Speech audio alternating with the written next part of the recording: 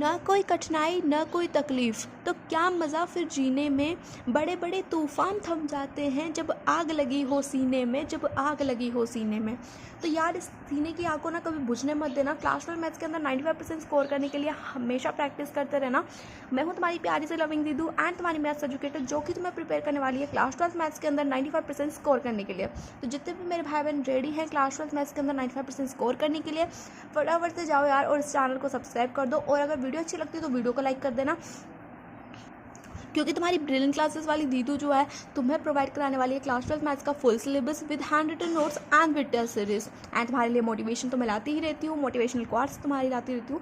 तो यार फटाफट से जाके चैनल को सब्सक्राइब कर दो और चलिए स्टार्ट करते हैं आज का हमारा सेशन। सो आज हम पढ़ने वाले हैं क्लास 12 मैथ्स के चैप्टर नंबर 4 डिटर्मिनेंट्स की एक्सरसाइज 4.4। सो सबसे पहले हम इसके अंदर जितना भी कॉन्सेप्ट यूज़ होने वाला है, जो भी हमें क्वेश्चन के अंदर सॉल्व करना है, जितना भी कॉन्सेप्ट हमारा क्वेश्चन के अंदर आएगा वो सारा जो है हम पहले पढ़ेंगे एंड उसके बाद में हम एक्सरसाइजेस के क्वेश्चन सॉल्व करेंगे। तो फटाफट से बताओ यार, हाउस द जोश। फटाफट से कमेंट सेक्शन के अंदर लिखो कैसा है तुम्हारा जोश। इस वीडियो को स्टार्ट करते हैं। तो पहला हमारा टॉपिक आता है माइनर्स एंड कोफैक्टर्स। तो पहले हम देखेंगे कि माइनर्स को डिनोशन कैसे करते हैं और किसी भी एलिमेंट के माइनर्स को कैसे निकालते हैं। ठीक है, थर्ड बुकिश लैंग्वेज के हम देखने वाले हैं सिंपल सुपर देशी भाषा के अंदर कि माइनर्स को हम डिनोट कैसे करते हैं और माइनर्स होते क्या है यार। तो देखो, माइनस को सबसे पहले डिनोशन देख लेते हैं। तो माइनस को हम डिनोट करते हैं MI जैसे। किसे डिनोट करते हैं? MI जैसे। वहाँ पर जो I होता है ये होती है रो और जो J होता है वो होता है कॉलम। ठीक है, आगे बात समझ में। I होती है रो और J होता है कॉलम। ठीक है, अब देखो ये तो समझ लिया हमने कि डिनोशन कैसे करता है। अब माइनर्स निकालते कैसे, तो इसको मैं बताऊंगी तुम्हें एग्जांपल के साथ। हम एक एग्जांपल ले लेते हैं। मैंने कोई डिटर्मिनेंट लिया A इज इक्वल टू 1 2 3 4 5 6 7 8 9। ये कितने ऑर्डर का डिटर्मिनेंट है? 3 इंटू 3 ऑर्डर का। 3 रोज है एंड 3 ही कॉलम्स हैं। ठीक है, अब मुझे माइनर निकालना है A11 का। मुझे माइनर निकालना है किसका? A11 का। तो A11 का माइनर क्या होगा? पहले तो ये लिखो, A11 का माइनर होगा M11। ठीक है, इसमें I क्या है? 1 है और J भी क्या है? 1 है। तो मेरे को माइनर निकालना था ना, तो इसमें भी I क्या है? 1 है और J क्या है? 1 है। इतना सा आ गया समझ में। अब देखो, अब हम माइनर निकालते कैसे? माइनर निकालते हैं हम, जिस भी एलिमेंट का माइनर निकालना हो ना उसकी रो के और कॉलम के एलिमेंट्स को खा जाओ। खा जाओ का मतलब है उनको डिलीट कर दो, उनको लिखना नहीं है। जैसे कि हम यार डिटर्मिनेंट सॉल्व करते थे 3 इंटू 3 ऑर्डर के मैट्रिक्स का, सेम वही फंडा अपनाना है। हमें M11 निकालना है ना, मैं क्या करूँगी, ये है हमारा A11, इसका मुझे माइनर निकालना है ना, मैं क्या करूँगी, इसके रो के एलिमेंट्स को खा जाऊँगी और इसके कॉलम के एलिमेंट्स को खा जाऊँगी, है ना। मेरे पास क्या बचेगा? डिटर्मिनेंट के अंदर लिख देंगे, जो भी बचेगा ना उसको डिटर्मिनेंट के अंदर लिख देंगे। मेरे पास बचेगा 5 6 8 9।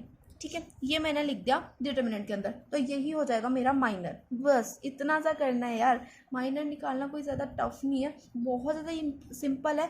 और ये जो एक्सरसाइज है ना यार बहुत ज़्यादा सिंपल होने वाली है। ये तुम्हारी रिवॉल्व करेगी अराउंड माइनर्स एंड कोफैक्टर्स के। ठीक है, तो बस हमें उसके रिलेटेड जो है कुछ टॉपिक्स देखने हैं, कुछ नोट्स वगैरह देखने हैं और तुम्हारा जो है एक्सरसाइज का पूरा कॉन्सेप्ट क्लियर। तो देखो अब क्या करेंगे, 2 इंटू 2 ऑर्डर की मैट्रिक्स है यार। 2 इंटू 2 ऑर्डर की मैट्रिक्स को सॉल्व करना तो यार चुटकियों का काम है, इसको तो तुम खुद ही कर लोगे, है ना। तो मेरे को बताना कमेंट सेक्शन के अंदर इसको सॉल्व करने के बाद में तुम्हारे पास क्या आंसर आया था। और एक इम्पॉर्टेंट बात, मैंने जो है अपने चैनल के ऊपर 37 वीडियोस अपलोड कर दिए हैं और ये इस वीडियो को मिलाकर 38 वीडियोस हो जाएंगे मेरे चैनल के ऊपर। एंड अभी तक यार 6 सब्सक्राइबर्स हैं। तो यार ये तो बहुत नाइंसाफ़ी है यार मेरे साथ में, है ना। तो फटाफट से यार इस चैनल के ऊपर जितने भी 6 सब्सक्राइबर्स हैं ना, मैं चाहती हूँ इस वीडियो के बाद में वो 10 तो हो ही जाए यार। क्योंकि यार इतने बच्चे वीडियोस देख रहे हैं लेकिन सब्सक्राइब भी नहीं कर रहे हैं, कोई भी ना कोई वीडियो को लाइक करता है। तुम देखते हो, आते हो और चले जाते हो। जैसे मंदिर का घंटा होता है उसको बजाते हैं लोग और वापस चल जाता है। तो तुम वही हाल कर रहे हो मेरा। तो यार मेरे को भी थोड़ा सा मोटिवेट कर दो, मैं भी तुम्हें इतना मोटिवेट करने की कोशिश करती रहती हूँ। तुम्हारी दीदी को थोड़ा सा मोटिवेट कर दो। और ये तो हमने फर्स्ट देखा था। हाँ, मैं तुम्हें और तरीके से बताती हूँ, और जो है हमारे कॉलम्स के या एलिमेंट्स के मैं जो तुम्हें माइनस निकाल के बताती हूँ, जिससे तुम्हें अच्छे से क्लियर हो जाएगा कि माइनर निकालते कैसे। ठीक है, मैंने A11 का निकाला ना, अब मैं निकालूंगी A31 का। अब A31 कौन सा है? A31 है ये वाला। और अगर तुम्हें ये नहीं पता चल रहा कि A31 कौन सा होता है एलिमेंट या ये कौन सा होता है, तो तुम चैप्टर नंबर 3 की जो इंट्रोडक्शन वाली वीडियो होगी ना उसे देख लेना, क्योंकि उसके अंदर मैंने तुम्हें अच्छे से बताया हुआ है। अब तुम बोलोगे चैप्टर नंबर 3 की तो देखनी है दीदू, हम तो चैप्टर नंबर 4 पढ़ रहे हैं। तो तुम्हारा जो मैट्रिक्स चैप्टर है और जो डिटर्मिनेंट डिफरेंट चैप्टर है, दोनों क्या है थोड़े से इंटरलिंक्ड होता है, मतलब इनके जो एलिमेंट्स वगैरह होते हैं उसकी नॉलेज हमें डिटरमिनेंट्स के अंदर जो भी हम क्वेश्चन सॉल्व करते हैं ना उसकी नॉलेज हमें पहले से ही होती है चैप्टर नंबर 3 की वजह से। ठीक है, तो चैप्टर नंबर 3 देख लेना एक बार, उसका इंट्रोडक्शन देख लेना। तो ये नहीं बोले तुम पूरा चैप्टर ही पढ़ के आओ, तुम मतलब अगर एकदम से चैप्टर नंबर 4 पढ़ रहे हो, तुमने चैप्टर नंबर 3 नहीं पढ़ा है, तो ये नहीं बोले तुम पूरा चैप्टर ही पढ़ के आओ। तुम्हें क्या करना है, बस वो इंट्रोडक्शन वाली वीडियो देख लेना, और वो अराउंड 50 to 57 मिनट्स की वीडियो होगी, तो उसे देख लेना। उसके बाद में तुम्हारा जो जितने भी डाउट्स होंगे ना वो क्लियर हो जाएंगे। ठीक है, तो देखो A31 का मुझे माइनर निकालना है ना, तो यहाँ पर लिख देंगे हम M31। अब देखो हम क्या करेंगे, इसकी रो के और इसके कॉलम के एलिमेंट्स को खा जाएंगे। ये है मेरा A31, इसके रो के एलिमेंट्स हैं ये और कॉलम के हैं ये, इनको खा जाओ। हमारे पास बचेगा डिटर्मिनेंट के अंदर लिखेंगे 2 3 5 6। ठीक है, अब देखो ये हमारा आ गया 2 into 2 ऑर्डर का डिटर्मिनेंट, तो इसको हमें सॉल्व करना है डायरेक्टली, बस इसे सॉल्व करना है, तुम्हारा आंसर आ जाएगा। ठीक है, तो इसको सॉल्व कर लेना, तुम्हारा आंसर आ जाएगा। अगर तुमने एक्सरसाइज 4.1 पढ़ी होगी तो तुम्हें अच्छे से आता होगा कि 2 into 2 ऑर्डर के डिटर्मिनेंट्स को कैसे सॉल्व करता है। ठीक है, तो आई होप तुम्हें क्लियर हो गया होगा, मैंने 2 एलिमेंट्स के माइनस निकाल के बता दिए हैं। और अब हम देखेंगे कोफैक्टर्स। ठीक है, पहले तो देखेंगे कोफैक्टर्स को डिनोट कैसे करता है। ठीक है, तो कोफैक्टर्स को हम डिनोट करते हैं AIJ से। किससे डिनोट करते हैं, AIJ से, AIJ, जहाँ पर I क्या है, I हमारा रो है और J क्या है, कॉलम है। तो ये बात समझ में आ गई कि कोफैक्टर्स को हम डिनोट करेंगे AIJ से, और इसका जो फॉर्मूला होता है वो होता है AIJ is equal to -1 raise to power I + J into में MIJ। क्या फॉर्मूला होता है, AIJ का फॉर्मूला होता है -1 I + J और इंटू में MIJ, ये होता है हमारा कोफैक्टर निकालने का फॉर्मूला। अब अगर मैं तुम्हें एग्जांपल दूं, तो अगर मुझे कोफैक्टर निकालना है A11 का, यही वाला एग्जांपल जो ऊपर हमने लिया था ना, इसी का ही हम A11 का कोफैक्टर कैसे निकालेंगे। तो A11 का कोफैक्टर क्या होगा, A11 का कोफैक्टर होगा कैपिटल A11, है ना। तो देखो हम इसको क्या करेंगे, इज इक्वल टू -1 की पावर I क्या है यहाँ पर 1 है, और J भी क्या है 1 है, -1 की पावर 1 + 1, और MIJ माइनर क्या है इसका, A11 का माइनर क्या है। तो A11 का हमने माइनर निकाला तो ये आया था ना, यहाँ पर इसको लिख दो ऐसे, कैसे ही इसको यहाँ पे लिख देंगे 5 6 8 9, ये हो गया हमारा A11। अब इसको सॉल्व कर लेंगे और हमारा आंसर आ जाएगा। ठीक है, तो इसको सॉल्व करेंगे तो देखो -1 की पावर 1 + 1, 1 + 1 हो जाएगा 2, और -1 की पावर 2, तो मैंने तुम्हें पहले भी बताया था कि किसी भी नेगेटिव एलिमेंट की पावर अगर इवन हो तो क्या होता है, वो नेगेटिव साइन खा जाती है, और हमारा जो वो होता है वो पॉजिटिव हो जाता है, जो एलिमेंट होता है ना वो पॉजिटिव हो जाता है। तो यहाँ पर -1 की पावर 2 है ना, तो ये 2 क्या करेगा, माइनस को खा जाएगा, हमारे पास बचेगा 1, और 1 को हम इससे मल्टीप्लाई करेंगे इस डिटर्मिनेंट से, तो यही डिटर्मिनेंट आ जाएगा। तो हमारे पास आ जाएगा 5 6 8 9, तो A11 आ गया मेरे पास 5 6 8 9। ठीक है, तो हर किसी में भी जब भी हम करेंगे, जैसे कि मैंने यहाँ पे A11 निकाला है, अगर मैं यहाँ पे A12 निकालूँ तो A12 को क्या लिखेंगे, A12 किसका कोफैक्टर है, इसका A12 का, है ना। तो इसका कोफैक्टर क्या हो जाएगा, -1 की पावर 1 + 2, J क्या है यहाँ पर 2 है ना, और I क्या है 1 है। तो देखो हम क्या करेंगे, -1 की पावर 1 + 2 हो गया, और A12 का माइनर क्या है, तो पहले A12 का माइनर देख लेते हैं। A12 है कौन सी, ये A12 है ना। अब इसका माइनर कैसे निकालेंगे, इसके रो के एलिमेंट को खा जाओ और इसके कॉलम के एलिमेंट को खा जाओ, हमारे पास बचेगा 4 6 7 9।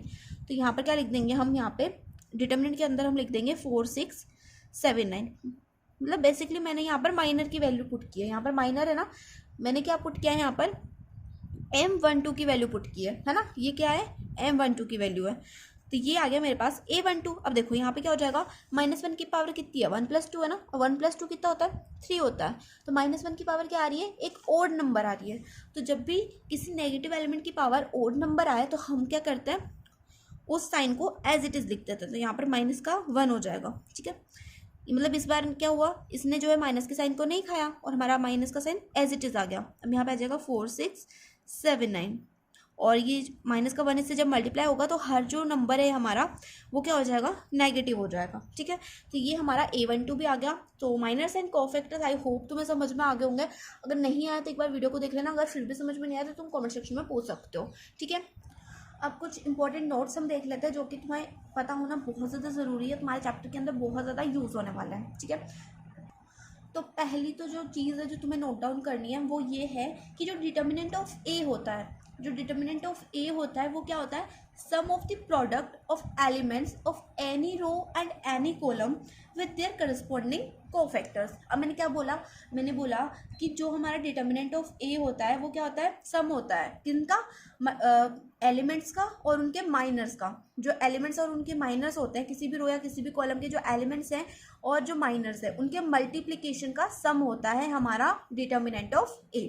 तो इसको हम लिख के देखते हैं, मैं तुम्हें एक बार एक्सप्लेन कर देती हूँ। अगर मैं लिखूँ इफ डिटर्मिनेंट ऑफ ए, मैंने ले लिया कि डिटर्मिनेंट ऑफ ए क्या है, A11, A12, A13, A21, A22, A23, A31, A32 and A33। ठीक है, ये है मेरा डिटर्मिनेंट ऑफ ए।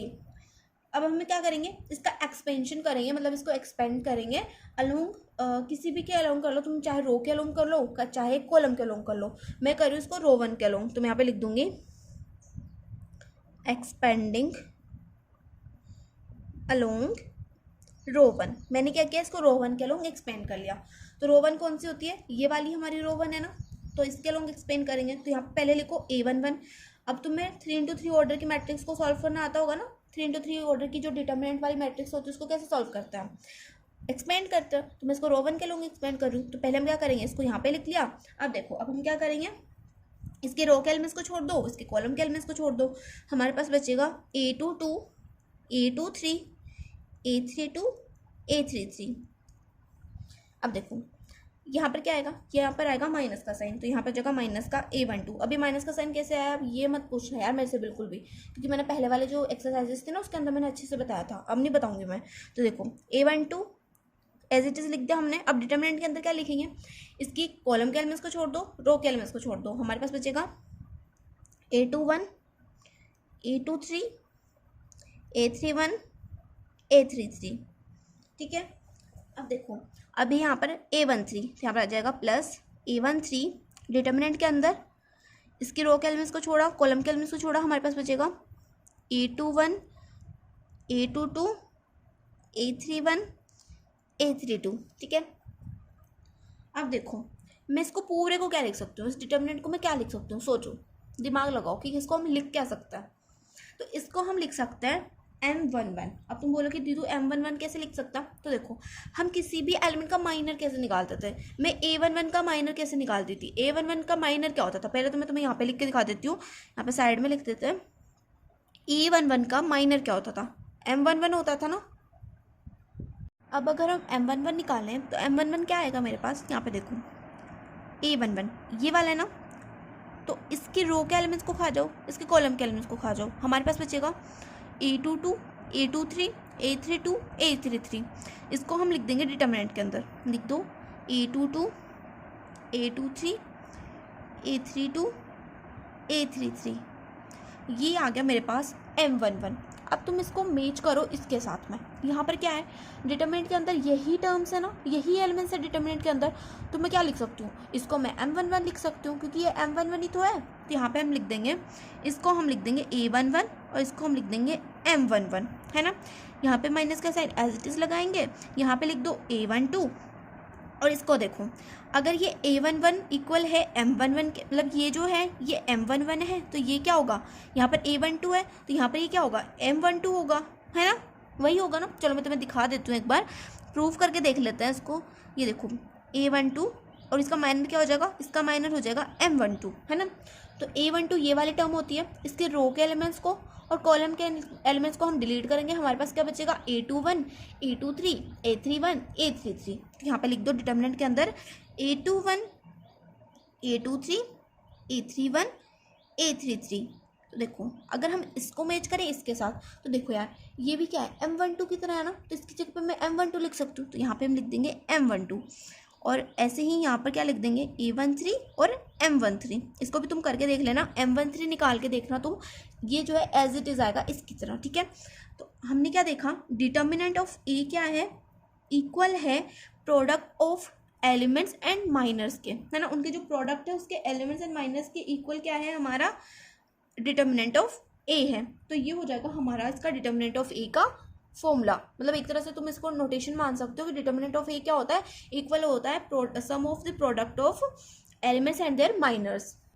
अब जो दूसरी हमारी नोटेशन होती है वो क्या होती है कि अगर किसी भी एलिमेंट, कोई भी एलिमेंट हो, मतलब किसी भी रो का हो, किसी भी कॉलम का कोई भी एलिमेंट हो, अगर वो किसी दूसरी रो और कॉलम के एलिमेंट्स के साथ के कोफैक्टर्स के साथ मल्टीप्लाई हो जाता है तो उसका जो सम होता है वो क्या होता है, ज़ीरो होता है। मैंने क्या बोला कि कोई भी रो या कोई भी कॉलम का कोई एलिमेंट है, अगर वो किसी दूसरी रो के कोफैक्टर के साथ मल्टीप्लाई हो जाए तो उसका उनका जो सम होता है वो क्या हो जाता है, ज़ीरो हो जाता है। ठीक है, इसको मैं हम एक बार सॉल्व करके नहीं, मैं तुम्हें ऐसी नोटेशन दे दूंगी, तुम मल्टीप्लाई करके देखोगे ना तो तुम्हें आप खुद ब खुद पता चल जाएगा। ठीक है, तो देखो सेकंड नोटेशन क्या है, मैं यहाँ पे लिख भी देती हूँ तुम्हारे लिए।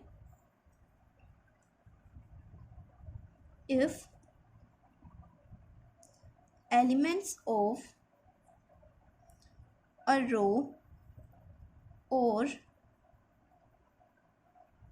column are multiplied with cofactors of any other row or column, then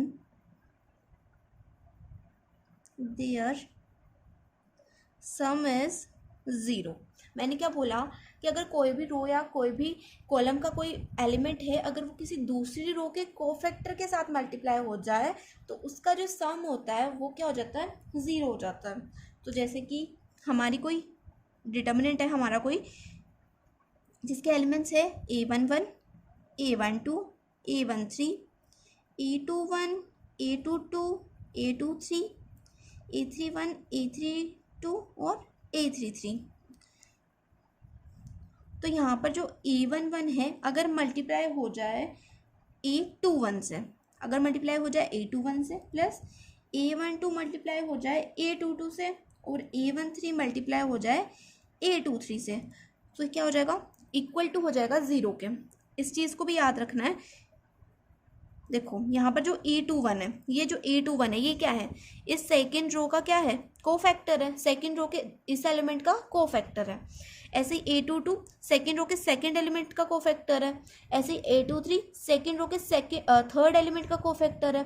तो मैंने क्या कहा था आपसे कि किसी भी रो या किसी भी कॉलम का अगर कोई एलिमेंट किसी दूसरी रो या दूसरी कॉलम के एलिमेंट्स के कोफैक्टर के साथ मल्टीप्लाई हो जाए तो उनका सम हो जाता है ज़ीरो। ठीक है, तो ये नोटेशन आपको याद रखनी है। एंड ये जो ऊपर वाली नोटेशन है ये आपको याद रखनी है। एंड कोफैक्टर एंड माइनर्स का जो सॉल्व करने का तरीका होता है वो याद रखना है। एंड तुम्हारी एक्सरसाइज 4.4 जो है ना वो कंप्लीट हो जाएगी। ठीक है, 4.4 के अंदर जितना भी कॉन्सेप्ट यूज़ होने वाला था वो ख़त्म होता है। तो मिलते हैं नेक्स्ट वीडियो में, तब तक के लिए बाय बाय।